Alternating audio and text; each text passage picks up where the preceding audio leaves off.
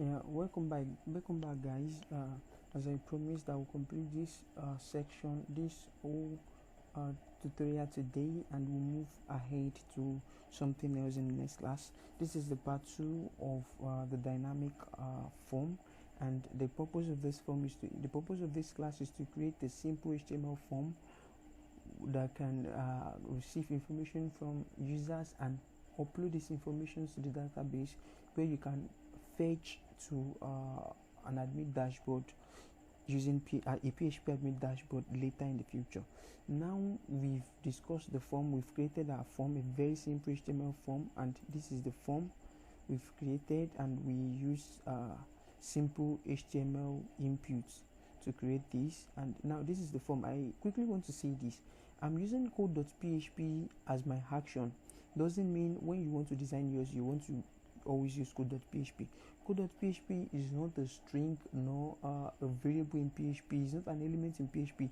It is a simple page I will be designing to process this form. Now this is my code.php. Now you can see that I have not started the design. I said earlier that I'll be using code.php. So that doesn't mean code.php is a compulsory thing for you to write here. So you write the page you want to use to process this HTML form here. So in my case it is code.php, so I'm putting code.php here. In your case you might decide to have it as anything.php. You might decide to have it as login code.php and the likes of others. So what we are saying in essence is, using this submit button, we are posting everything the user has written in this form using this post method to code.php page. Now when we post to code.php page, it is from here that we decide what would happen to this information. Now before we go to the coding part, which is the code.php, we want to quickly create a data table for this information. So we go to before that you have to start up your local server if you are not doing this online. So you just start your local server. My local server is examp, and I am using version 3.24. You can download your examp and install on your Windows or your Mac. Just start the apache and start the MySQL. So once you do that, your exam is running, and you see this information: status changed, detected, running. Now your exam is running, so you just come here and write localhost/phpMyAdmin.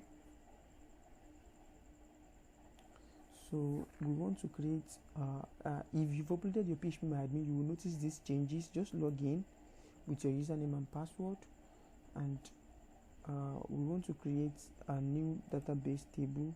So let me make this big. Okay, the table we want to create is, let's just say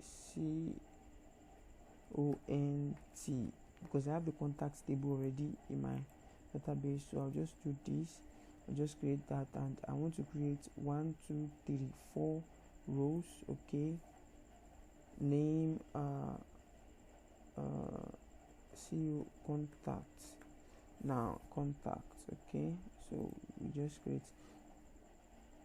This is what I'm doing. I've created a database name CON, and I've created a table contact. So here you want to write the ID. I want to do it this way so that you see what I'm doing. So here you write the ID, you leave it at int, and let the value be 11, and give it an auto increment. Just check AI auto incrementation, yeah, correct. And the next thing you want to write here is this name, which is name, and you give it virtual, and you give it 55. You come here. Okay, let's say collection. You can want to use Latin, the Swedish. You can want to use this. You can want to use this. Sorry. You can want to use this. Okay. You want to use that again for everything, and okay, so I'll just do that for everything before I proceed with every other thing. So you want to use that favorite that thing. Okay, sorry, I'm a bit slow with it. I just have to take it slow so you can always see everything. So you want to use, what's this? So you want to use Latin 1 dot Swedish here. Okay, sorry. So here the first thing is the name, the second thing is this email. So you use email, so you give a voucher to, and you give it 55. So the last thing here is message, because the message can be much, so you want to give it long text.